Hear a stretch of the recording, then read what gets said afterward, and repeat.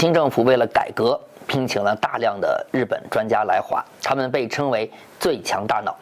那么这些外来的和尚到了中国，具体是怎么念经的？他们的工作是不是顺利？今天我们通过一位代表性的人物服部与之吉的故事来管中窥豹，看看这场中日合作的甜蜜与苦涩。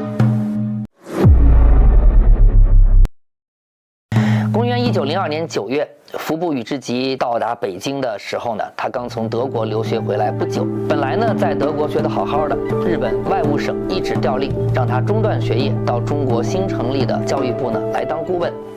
因为中国坚持呢只请顶尖人才，服部呢确实有很多过人之处。他呢一直研究汉学，精通中国的哲学、历史和传统制度。和当时很多日本学者一样，他认为汉学应该现代化。日本人还需要提高中文的口语，才能和清朝的大学者们面对面的交谈。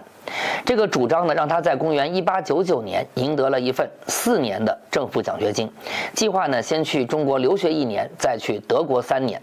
换句话说呢，服部呢在之前呢就曾经来过了中国。1902年的10月，服部与之吉与清政府教育部呢签了合同，出任京师大学堂的师范馆正教习，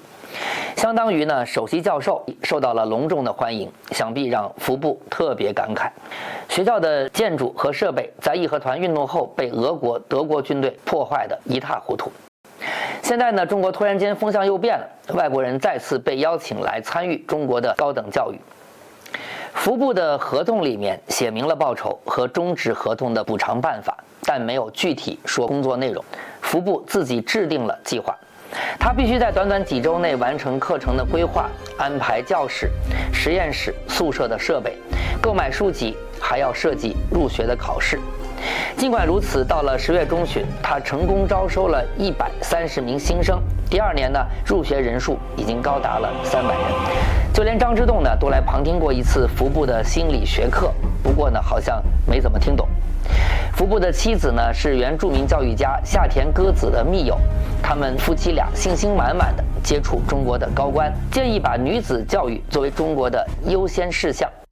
作为一个外来者，服部呢始终相信他自己以及日本能给中国提供的帮助远比中国要求的更多。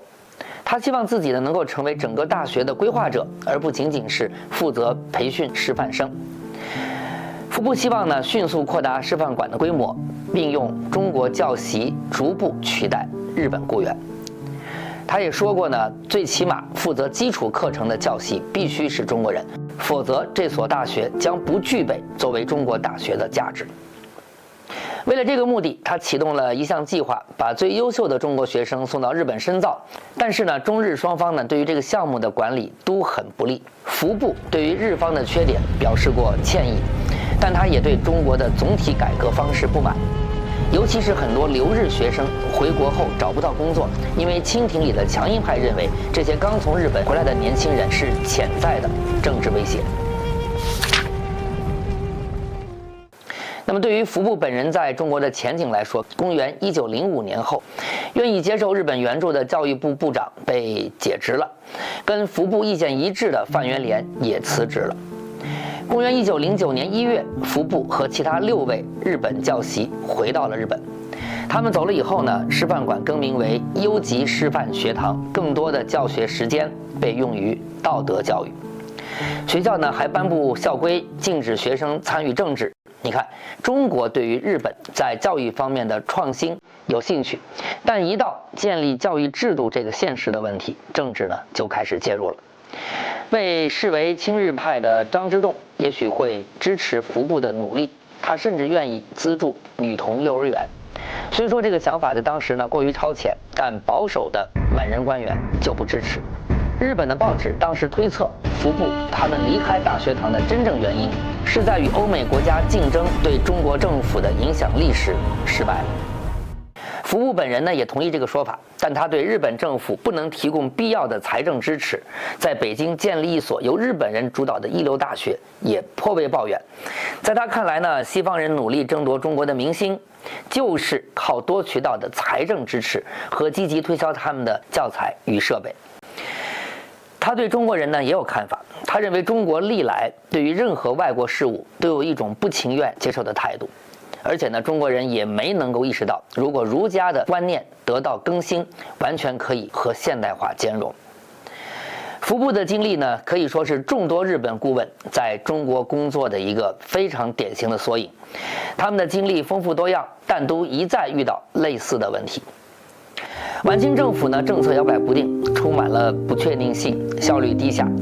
还有一团乱麻的呢晚清政治。尤其是在义和团的事件之后，清末的政治更加混乱，各种利益团体、汉人与满人、改革派与保守派，在日益不稳定的中国争夺权力。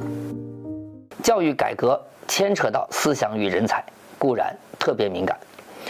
那么在另一个直接关乎政治稳定的领域，社会治安与秩序维护，清政府向日本学习，又会是怎样的情形呢？在下一次，我们就来聊聊清政府是如何借鉴日本的警察系统，一步一步改造帝国那套古老的治安体系的。